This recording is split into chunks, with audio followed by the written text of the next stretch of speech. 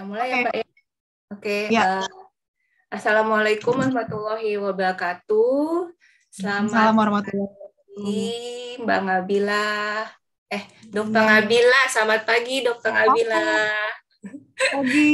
Nggak Apa apa-apa, mau kabarnya, dokter mau Dok? apa lagi. Sehat, Apa kabar? alhamdulillah. Dengan Ah, sehat ya. ah. Maaf ini Alhamdulillah. mengganggu ya kesibukannya Enggak, Dokter Ngabila nih di sini nih. siap. Oke, jadi di sini kita akan berbincang-bincang ya dengan Dr. Nabila Salama yang merupakan alumni Semandel juga ya dok ya, Ya, alumni betul. Semandel. Kemudian nanti kita bisa dengar ceritanya Dr. Nabila juga sebagai alumni Semandel, dan Dr. Nabila ini juga aktif di Dokter Alumni Semandel ya dok ya. Ya, Ya, nanti kita juga bisa dengar ceritanya, dan yang paling penting juga Dokter Nabila ini di Dinkes Jakarta ya dok ya? ya. Saya di Dinas Kesehatan Provinsi DKI Jakarta sebagai Kepala Seksi Surveillance Epidemiologi dan Imunisasi. Oh iya iya iya, penting banget tuh dok kayaknya saat ini apa namanya kondisi endemik ya, epidemik sih, masih Ya, masih pandemik malah ya saat ini ya dok ya, untuk ya betul. COVID ini masih pandemik, terus kayaknya sibuk banget pasti ya. Ya, begitulah. Boleh ceritain sedikit dok, waktu apa Semandel, kemudian pengalaman sebagai alumni Semandel tuh bagaimana dok sejauh Ya, ini? terima kasih banyak semuanya Sobat Semandel dan seluruh warga di Indonesia. Senang bisa jumpa dengan Bapak Ibu semua. Salam kenal, saya Dr. Ngabila Salama MKM, Kepala Seksi Surveillance Epidemiologi dan Imunisasi Dinas Kesehatan Provinsi DKI Jakarta. Jadi memang sejak Januari 2020 ya ibarat kata jadi pimpinan perangnya lah gitu, pemimpin perang yang mengomandoi secara teknis kepada jajaran di bidang kesehatan. Nah, tapi prinsipnya memang dalam penanggulangan COVID ini kita tidak hanya urusannya kesehatan, tapi kita berkolaborasi, semua orang punya peran penting seperti puzzle yang tidak dapat digantikan satu dengan yang lain. Itu intinya. Nah, napak tilas sedikit ke Semandel. Saya masuk Semandel tahun 2004. Waktu itu lewat jalur yang bisa milih 5 sekolah. Pokoknya saya milihnya Semandel, SMA 81, SMA 61, karena rumah saya di daerah Wah, Duren Sawit. iya, Gitu. iya. Alhamdulillah lulus, masuk. Waktu itu masuk kelas yang peminatannya matematika, karena kebetulan saya suka banget matematika. Sempat ikut Olimpiade Matematika juga, walaupun tidak tidak tidak sampai ke level yang paling tinggi ya tentunya gitu, jadi masih seleksi-seleksi yang level provinsi aja. Terus 2004 lulus 2007 ya, waktu itu angkatan saya itu kayaknya kalau sepanjang sejarah angkatan yang paling banyak pengen masuk dokter. Jadi Oh kalau kita ya, tanya tangga kiri, kanan, depan, belakang, itu semua dokter. pindah Kalau satu semua, kelas, jangan-jangan dok, pindah semua ya, satu kelas apa dua kelas lagi jangan. kalau satu kelas 50 orang, 30-nya mungkin mau jadi dokter. Nah, jadi saya waktu itu kebetulan ikut seleksinya, pertama itu ikut seleksi PMDK UI. Jadi yang dari satu kelas itu ranking 1 dan ranking 2-nya itu bisa bisa mencoba PMDK di UI yang tanpa tes. Nah, itu waktu itu saya kedokteran. Nah, dari 22 katakanlah yang kelas IPA yang mendaftar, karena ranking 1 ranking 2-nya kan 22. Itu 11-nya milih kedokteran UI.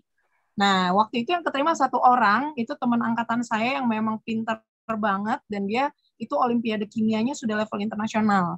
Gitu. Nah, Oh iya jadi iya iya. waktu itu dia masuk, ya kan, masuk FKUI, lalu saya akhirnya ikut PMDK Erlangga gitu, Universitas Erlangga. Tapi karena ikut SPMB juga, waktu itu saya ikut tes di SMP 3 Tebet.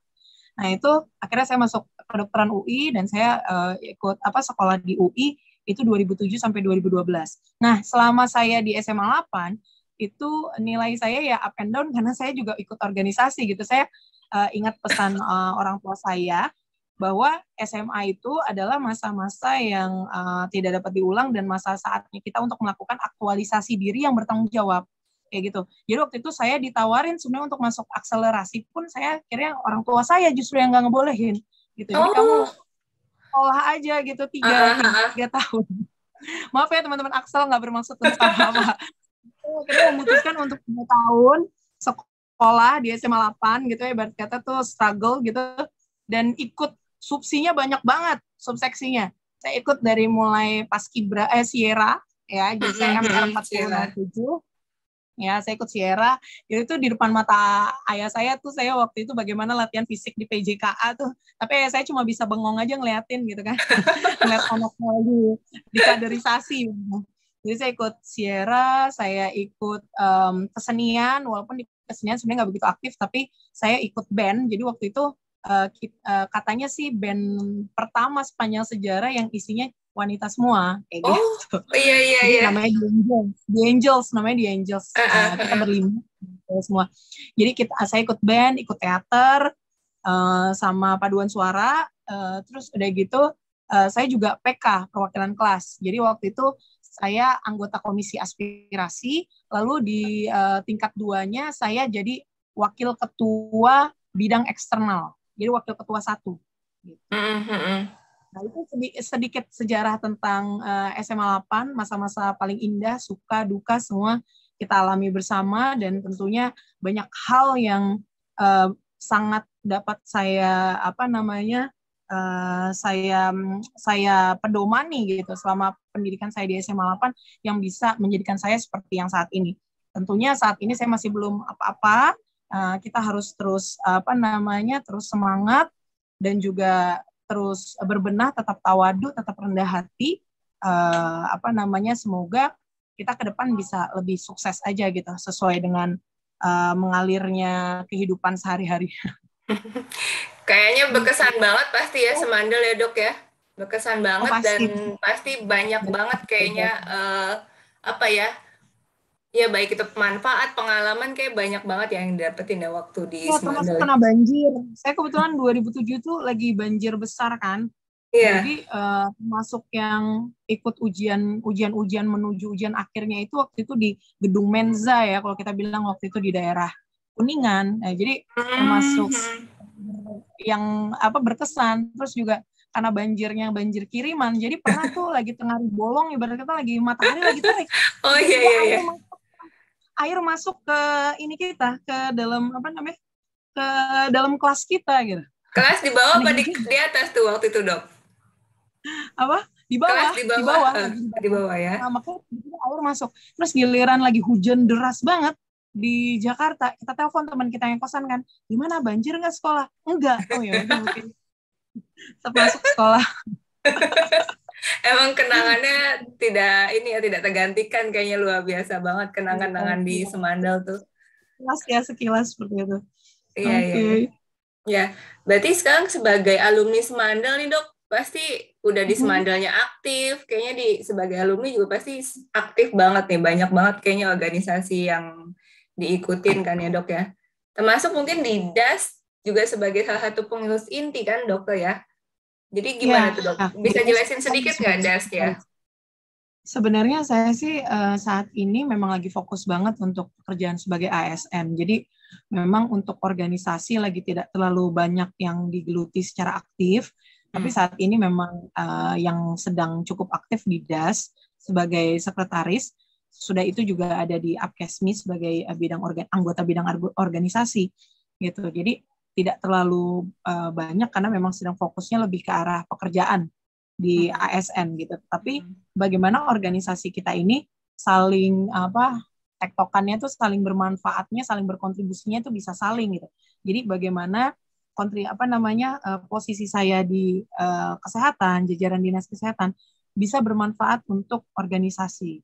Ya, bagaimana organisasi ini juga menunjang pekerjaan di dinas kesehatan. Jadi semuanya itu kita lakukan untuk masyarakat, untuk kepentingan masyarakat yang tentunya di atas kepentingan pribadi kita sendiri. Karena siogianya ASN itu adalah abdi negara, pelayan masyarakat. Kita adalah pelayan gitu, pelayannya masyarakat. Jadi masyarakat itu adalah raja kita gitu. Seperti itu, kurang lebihnya seperti itu. Jadi kita harus harus berkontribusi secara optimal, berinovasi dan kreasi.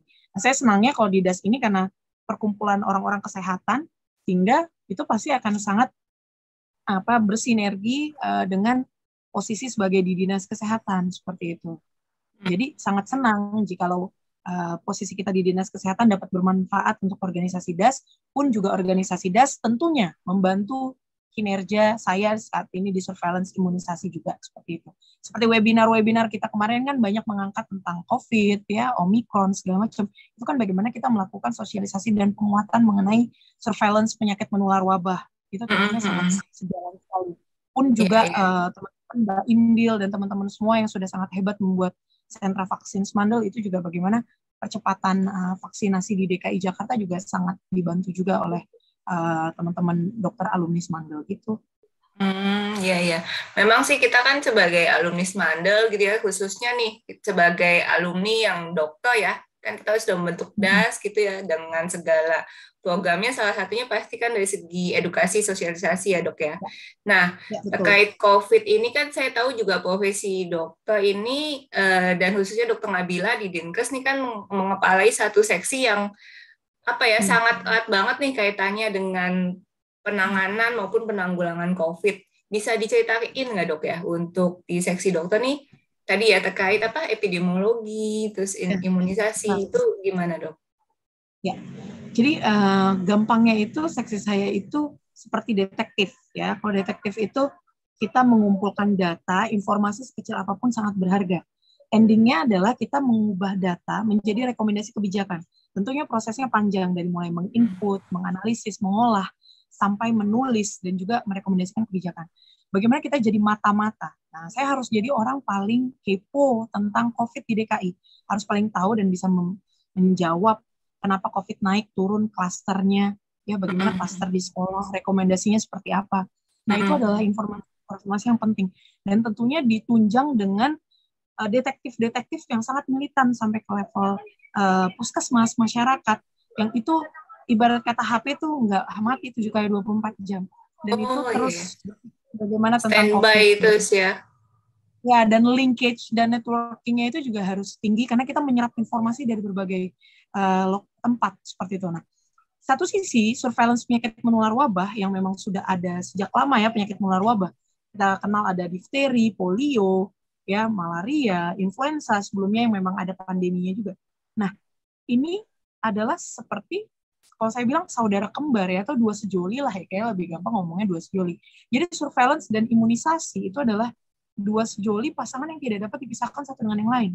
Kalau kita lihat bagaimana polio sudah eliminasi di Indonesia ya, sudah tidak ada polio di Indonesia dan juga bahkan di dunia, mungkin hanya tinggal sedikit di beberapa negara Afrika.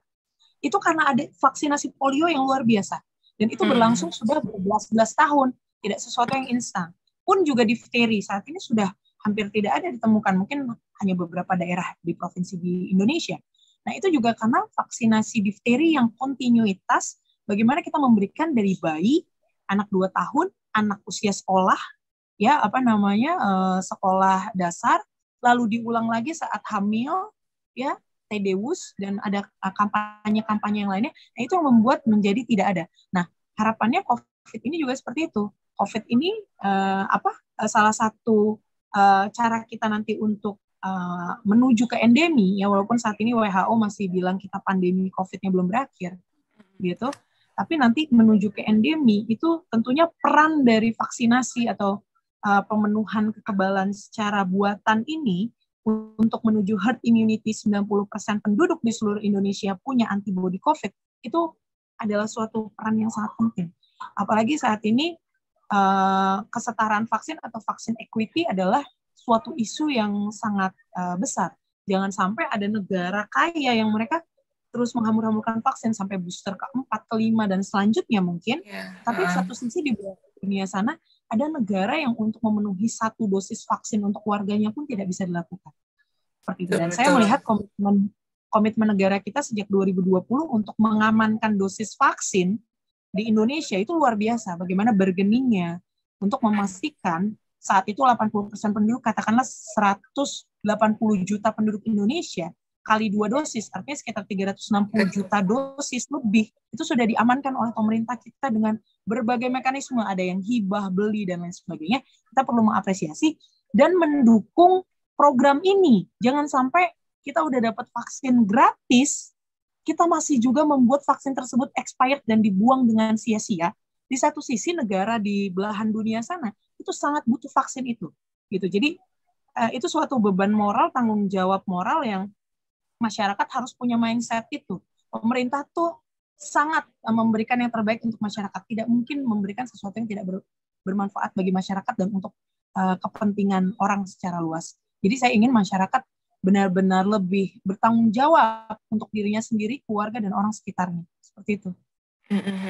Iya, ya, setuju banget sih dok, setuju banget. Emang kalau kita lihat ya upaya-upaya pemerintah tuh luar biasa sih sebenarnya ya. Jadi memang apresiasi besar sekali untuk pemerintah ya, untuk upayanya, untuk dukungan dan segala macam apa ya program-program ya yang khususnya untuk pencegahan maupun penanggulangan.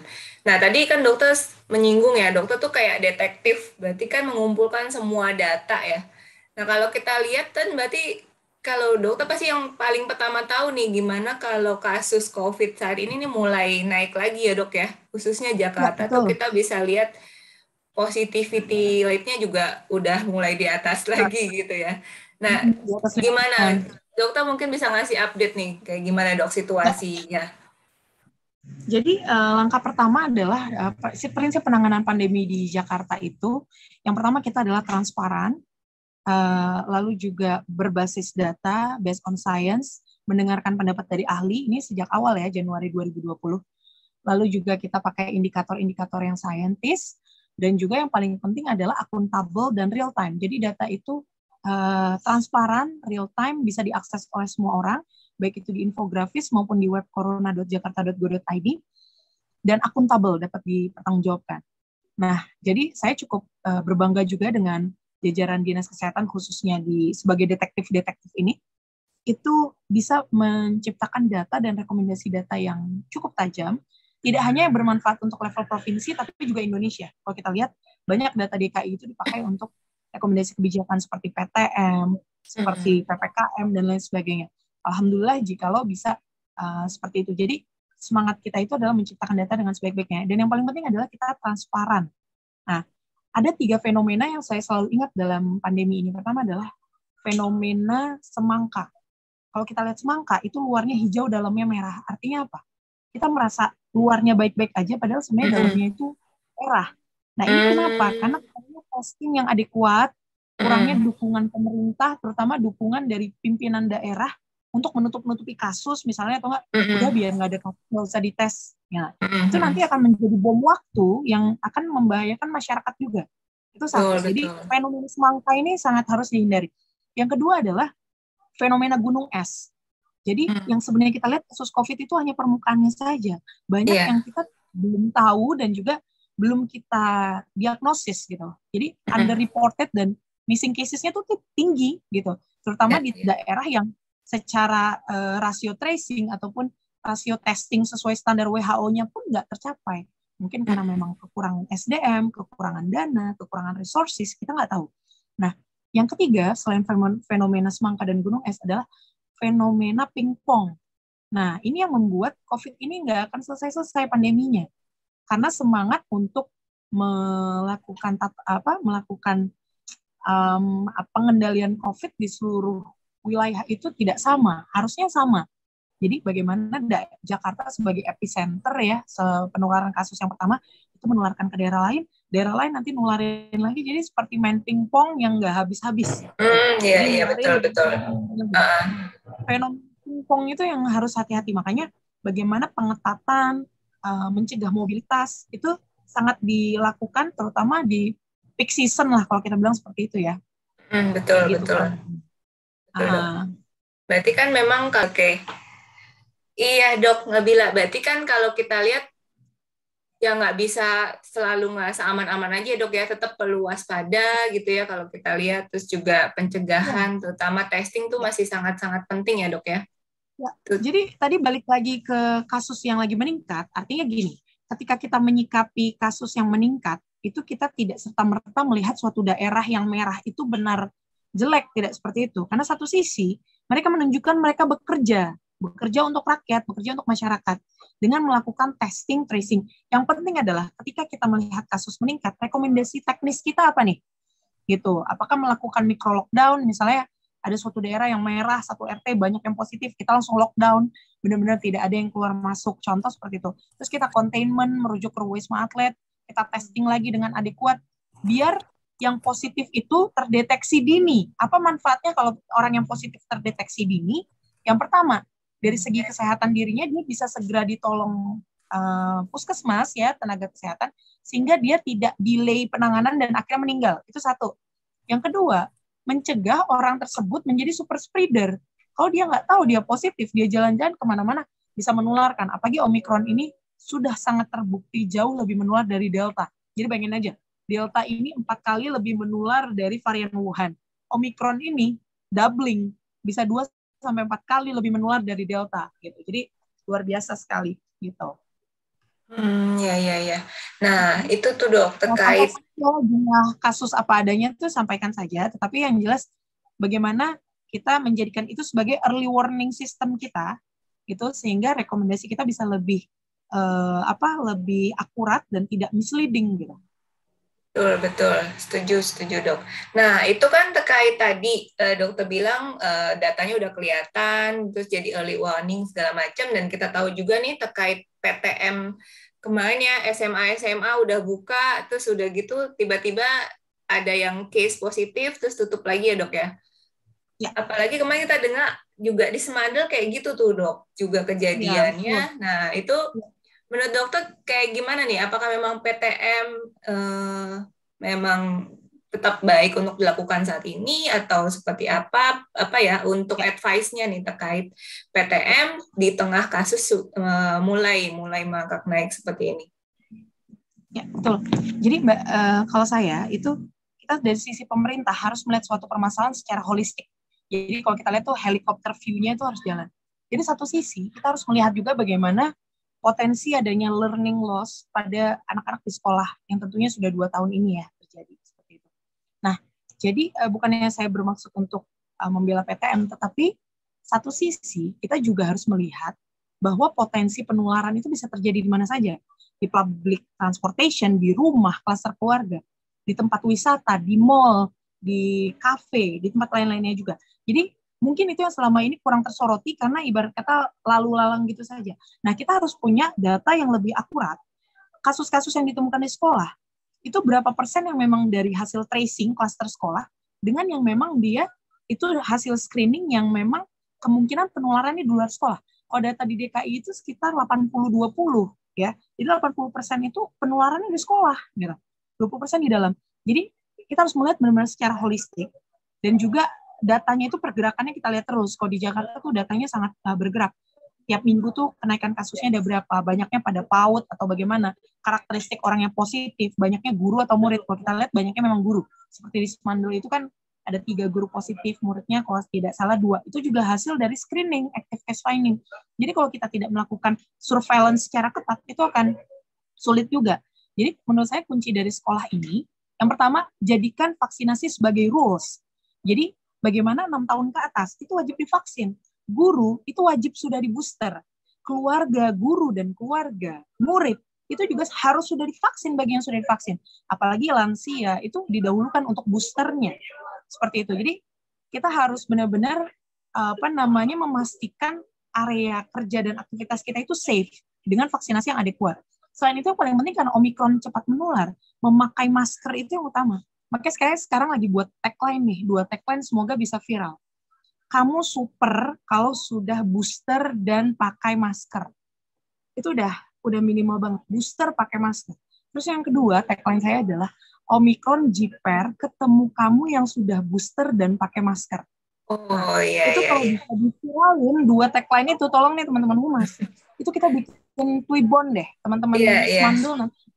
Tolong deh, nggak apa-apa deh. Soalnya ini nggak apa-apa, itu ide katanya itu benar-benar dari saya dapat idenya seperti itu. Nah, jadi bagaimana kita nih udah road to endemi gitu. Iya, betul. Kita harus bisa realistis ke depannya COVID ini akan menjadi endemi. Tapi kita harus tahu di mana sih COVID ini akan berbahaya pada orang-orang yang seperti apa. Walaupun udah 3 kali vaksin, tapi kalau ketemunya sama komorbid tidak terkontrol, ya data di DKI berbicara kasus positif meninggal itu adalah TB, HIV, penyakit tidak menular. Penyakit tidak menularnya adalah penyakit metabolik, stroke, DM, hipertensi jantung, dan juga cancer. Ya. Jadi benar-benar cancer pun juga penyakit tidak menular yang memang 4 besar penyakit tidak menular kan itu jantung, darah tinggi, DM, sama cancer. Nah itu yang benar-benar kita harus aware bagaimana kontrol komorbid, gaya hidup sehat, germas ya ibarat kata cerdik, cek kesehatan rutin, nyalakan asap rokok, rajin olahraga, diet seimbang, istirahat cukup, kelola stres. Itu juga bagaimana hal-hal yang bisa meningkatkan imunitas kita tuh harus dijaga seperti itu. Jadi kita harus bersiap untuk endemi. Dengan adanya kenaikan kasus, terutama di PTM, apa langkah antisipasinya? Pertama, detect, prevent, responnya harus jalan, kalau menurut saya. Detect artinya deteksi dini mungkin, surveillance, screeningnya harus bagus. Prevent artinya protokol kesehatan dan juga vaksinasi harus baik. Respon, bagaimana kalau ada kasus positif, langsung penutupan sekolah, containment, dan sekolah tidak menutup-nutupi kasus, walaupun sekolah elit dan lain sebagainya, itu semua harus bergandengan tangan untuk kita menangani dan secara cepat gitu. Jangan sampai sekolahnya nutupin, sekolahnya tidak kooperatif dilakukan testing. Nah ini yang tidak kita harapkan. Kalau semua saling kooperatif, melakukan semuanya dengan sebaik-baiknya, insya Allah detect, prevent, responnya tadi prinsip surveillance itu to detect, to prevent, to respond itu berjalan dengan baik. Itu insya Allah kita nggak usah worry. Seperti itu Kang Uli. Ya. Oh ya. Oke, terima kasih Dokter Nabila tadi udah kasih advice-nya ya untuk sekolah-sekolah gitu ya terkait PTM yang juga sebenarnya penting banget, tapi juga gimana kita bisa tetap hidup dengan baik ya, karena memang udah mau mulai endemik sebenarnya dan bagus banget tadi tagline-nya pokoknya yang penting booster sama masker ya Dok ya. Kalau teman-teman humas bikin tweetbone-nya kalau perlu hari ini. Sebelum itu tweetbone udah dipakai sama Kanwil Kemenak Kepulauan Seribu. Melihat status WA saya. Oh gitu. Jadi gas harus bisa mempatenkan dan itu bisa kita viralkan. Kamu super kalau sudah booster dan pakai masker. Yang kedua, Omikron jiper ketemu kamu yang sudah yang sudah booster dan pakai masker. Nah, sip. Luar biasa memang nih Dokter Nabila nih. Nah Dok, selain tadi advice itu, jadi kalau misalnya masih ada yang takut-takut testing, takut-takut ngeluarin data tuh sebenarnya gimana sih Dok? Di sekolahan ya, terutama sekolahan ya. Sekolahan terus misalnya belum mau vaksin gitu. Itu gimana nih Dok? Ya pertama ada sekolah yang nggak mau vaksin. Nah ini tentunya akan membuat orang yang tidak divaksin itu orang yang berpotensi menjadi tempat mutasi virus baru. Nggak hanya Omikron, apapun. Yang kedua, baik kalau dia komorbid atau dia anak, gitu kan, apa aja sih kelompok berisiko COVID yang kalau dia positif, kemungkinan meninggalnya bisa tinggi. Pertama, pralansia dan lansia di atas 50 tahun. Penyakit metabolik, ya. Lalu imunodefisiensi, dari mulai kanker, autoimun, TB, HIV. Ya, jadi orang yang punya gangguan sistem imun. Ibu hamil, ibu menyusui, gitu. Lansia tadi sudah disabilitas. Nah itu adalah orang-orang yang sangat berisiko. Gitu. Jadi COVID ini bahkan ketemu orang yang sehat-sehat aja bisa meninggal gitu kan. Apalagi ketemu orang yang jelas-jelas berisiko seperti itu. Oleh karena itu tadi detect, prevent, responnya harus jalan. To detect artinya kita harus melakukan tracing yang agresif, kita lakukan testing secara cepat kalau ada kasus sehingga dia bisa terdeteksi positif segera, kita terlaksana dengan baik, dan tidak menularkan ke orang lain. Kan gitu. To prevent, tadi itu, saat ini vaksinasi mungkin tidak mencegah orang sakit. Karena vaksin ini dibuat 2020, belum ada alpha, beta, delta, dan juga omikron. Belum kepikiran sama saintis yang bikin vaksin di tahun 2020. Tetapi, vaksin sudah sangat terbukti, kalaupun dia terinfeksi COVID, menjadi tidak meninggal. Jadi sekarang kita harus survive aja gitu. Jadi vaksin itu tidak serta-merta mencegah kita terinfeksi, tetapi yang sudah kita harus pahami dan juga kita yakini, vaksin dapat mencegah kita dari kematian, gitu. Kalau kita positif COVID. Gitu. Ya, itu penting banget memang tuh. Vaksin, masker ya, booster terkaitnya. Apalagi kan kalau PTM Smandel gitu kan SMA harusnya sih udah lengkap semua ya dok ya untuk vaksinnya, Ya. dan juga saat ini booster juga udah makin banyak. Nah, terkait selain itu dok, selain misalnya apa namanya untuk pencegahan segala macam. Nah, kalau sudah ada yang ketemu nih di sekolah ya, kayak kemarin di Semandal itu udah ada yang ketemu kayak gitu. Tadi kan salah satu advice-nya untuk ditutup ya sekolahan. Itu sebenarnya kebijakannya lengkapnya gimana dok? Jadi yang udah ketemu dia harus apa, terus kemudian ditutup tuh sekian lama, itu bagaimana dok? Iya, jadi memang kalau edaran dari surat SKB, surat 4 menteri, dan juga dilanjutkan dengan surat edaran dari Kepala Dinas Pendidikan DKI, itu kalau dia kasus positifnya terbukti klaster sekolah dan positivity rate, artinya dari jumlah yang dites PCR dengan yang positif itu sudah lebih dari 5%, batas aman dari WHO, itu sekolah tutup 14 hari. Tapi kalau hanya ditemukan kasus, walaupun satu, lalu juga positivity rate di bawah 5%, itu sekolah tutup 5 hari. Jadi udah ada ketentuan-ketentuannya seperti itu untuk bentuk dari containment-nya gitu. Kalau orang bahasanya lockdown gitu lah, ibarat kata lagi lockdown gitu, padahal lagi tutup sekolah, dilakukan disinfeksi dan lain sebagainya. Oh iya ya, berarti memang sudah ada rekomendasi kebijakannya seperti apa gitu ya dok ya, gitu. Jadi untuk Ya, yang kayak sekolah-sekolah.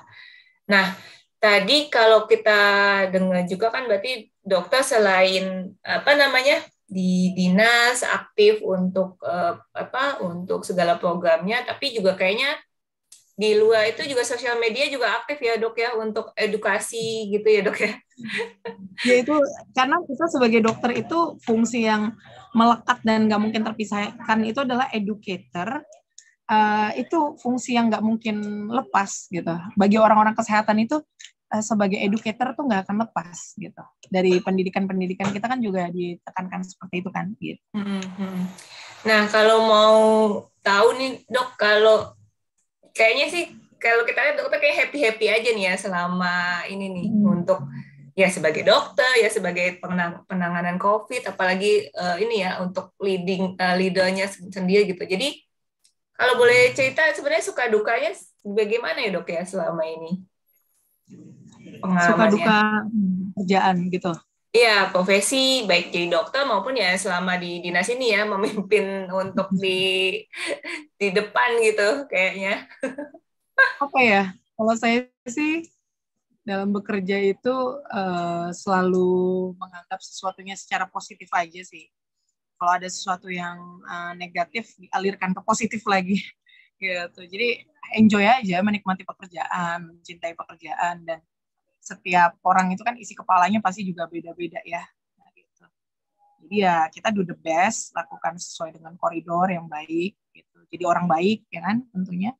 Sehingga bisa meminimalisir konflik, mungkin kuncinya itu. Bagaimana kita meminimalisir konflik dengan orang lain, itu aja sih sebenarnya intinya.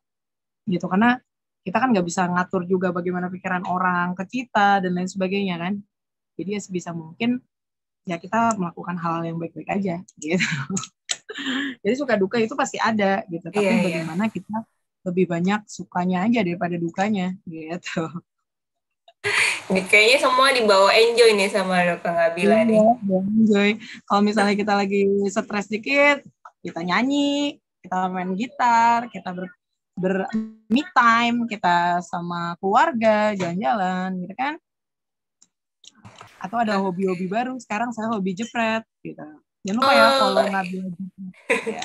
nah itu tuh berarti udah punya satu lagi yang perlu di follow nih kayaknya sosial medianya. Oke, oke. Gitu. Iya, iya. Terima kasih banyak Dokter Nabila waktunya. Sama Mbak Yanti. Kita udah Alhamdulillah. dengar semuanya nih ya. Alhamdulillah dapat banyak banget dari Dokter Nabila, mulai dari kembali lagi mengenang masa lalu ya Mbak Nabila, Dokter Nabila ini. Ternyata waktu di Semandal Iya, kayak pasti. gimana gitu. Ya, Terus siap. udah jadi alumni Semandal, udah aktif juga nih jadi apa ya? Pemimpin dari segi kesehatan ya untuk penanggulangan COVID khususnya di Jakarta nih. Nah, semoga semuanya sehat, sukses. Salam sehat, salam sukses, sehat, sukses, bahagia, dan produktif selalu. Amin, amin, amin, amin. Makasih Dokter Nabila. Mungkin sebelum kita tutup, masih ada closing statement apa lagi nih untuk apa ya, baik itu pendengar, penonton, seluruh masyarakat maupun khususnya Semandel gitu, Dok? Oke. Yang pertama terkait dengan COVID, kita harus yakin bahwa kita itu punya peran penting dalam COVID minimal untuk menjaga kesehatan diri kita dan keluarga kita. Kita harus jadi orang yang bertanggung jawab. Kita harus yakin bahwa diri kita itu punya peran penting untuk COVID karena prinsip penanganan COVID itu seperti puzzle. Tiap dari kita punya peran penting yang tidak dapat digantikan satu dengan yang lain. Jadi ambil aksi. Saat ini menurut saya yang terpenting adalah vaksinasi dan pakai masker. Itu adalah hal yang terpenting. Tadi ya terutama vaksin booster bagi 18 tahun ke atas yang sudah bisa mendapatkan booster. Dan untuk teman-teman Semandel semua, kita tingkatkan silaturahmi. Tentunya saat ini mungkin lebih banyak ke arah daring, ya tetap saling menguatkan, tetap kita saling saling support gitu. Banyakin hal-hal yang lebih ke arah positif dan membahagiakan saja daripada kita ada konflik dan lain sebagainya. Tentunya juga saya sangat menaruh harapan yang besar kepada dokter alumni Semandel ini. Semoga menjadi sebuah warna nuansa yang baik di lingkungan Sivitas Semandel maupun untuk kita menguatkan ikatan-ikatan antar alumni. Ya, tentunya juga sebagai sarana silaturahmi, sarana untuk berkolaborasi, untuk saling menunjang lebih baik, dan semuanya ujung-ujungnya adalah untuk kebaikan masyarakat secara luas. Mungkin itu yang bisa saya berikan untuk menebar manfaat yang seluas mungkin. Kita sama-sama berlomba-lomba untuk kebaikan terus yang kita lakukan, dan ya kita terus jaga silaturahmi melalui DAS ini. Semoga kedepannya bisa lebih banyak kegiatan-kegiatan bermanfaat bagi masyarakat. Mungkin itu. Baik, terima kasih banyak Dokter Nabila untuk semua yang dibagi ya hari ini. Banyak banget dan kita senang banget gitu mendengar semuanya karena ya kita bisa flashback lagi, terus juga kita juga bisa kita dapat banget note-nya gitu ya, reminder buat kita juga gitu, dan pastinya kita sama-sama memang pengen untuk menebarkan kebaikan dan menjadi yang bermanfaat ya Dok ya untuk semuanya. Ya. Ya, terima kasih. Mungkin saya akhir saja untuk yang sesi kali ini ya, obrolan kita dengan Dokter Nabila. Nanti kita bisa mudah-mudahan bisa ketemu lagi ya Dok ya di lain kesempatan. Pastinya Mbak Yanti. Ya, terima kasih. Saya Yanti dari Humas DAS mengucapkan terima kasih. Sampai jumpa di kesempatan berikutnya. Terima kasih. Sampai ketemu. Halo semuanya, dokter dan juga praktisi kesehatan lulusan alumni Semandel. Saya Dr. Nabila Salama, MKM, Kepala Seksi Surveillance Epidemiologi dan Imunisasi, Dinas Kesehatan Provinsi DKI Jakarta. Melalui wadah organisasi dokter alumni Semandel, walaupun namanya dokter, tapi di sini tentunya semua praktisi kesehatan kita bisa berkontribusi, dari mulai dokter gigi, perawat, bidan semuanya, bahkan orang non kesehatan pun bisa kita naungi di dalam organisasi ini. Kita sama-sama guyupkan, kita sama-sama besarkan, karena ini semua adalah bentuk kecintaan kita, kontribusi kita kepada sekolah yang sudah sangat bermanfaat bagi kehidupan, yang juga membawa sejarah penting bagi keberadaan kita saat ini. Jadi ayo kita sama-sama join DAS, kita jadi pengurus, kita ikut secara aktif kegiatan-kegiatannya, kita berkontribusi apa yang bisa kita lakukan, saling sinergi, itu semua kita lakukan untuk kebaikan masyarakat Indonesia secara luas. Seperti itu. Sampai ketemu, ya, tetap semangat, dan yang paling penting saat ini adalah kita berdoa semoga pandemi ini segera berakhir, ya. Kita terus tingkatkan kesehatan kita dengan hidup yang sehat, kontrol komorbid kita, dan yang paling penting kita harus tetap sehat, sukses, bugar, produktif, dan bahagia untuk diri kita, keluarga, dan orang-orang di sekitar kita. Mungkin demikian. Assalamualaikum warahmatullahi wabarakatuh.